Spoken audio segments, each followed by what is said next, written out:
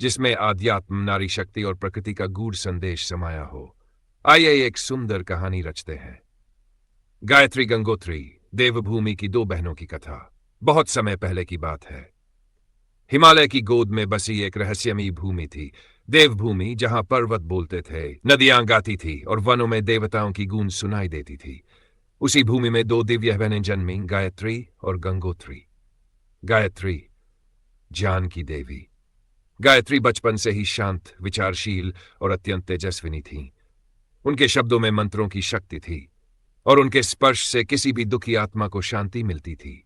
उन्होंने वेदों का सार अपने हृदय में धारण किया था और हर जीव को ज्ञान का प्रकाश देना उनका उद्देश्य था। गंगोत्री, प्रेम और शुद्धता की देवी। वहीं गंगोत्री जीवंत, उत्साही और अत्यंत करुणामयी थी। वह नदियों से बात करती, पहाड़ों से दौड़ती और वन्य जीवों के साथ खेलती थी। उनका हृदय इतना विशाल था कि उसमें पूरी सृष्टि समा जाए। उनका सपना था धरती की शुद्धि, उनकी यात्रा।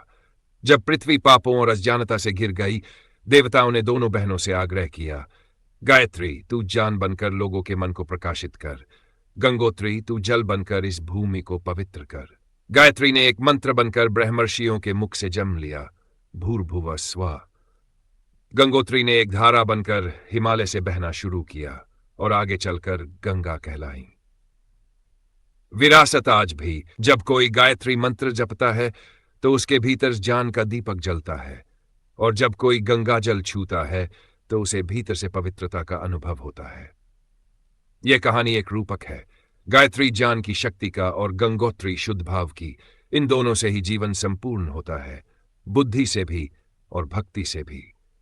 क्या आप चाहेंगे कि मैं इस कहानी को किसी खास शैली, जैसे बाल कथा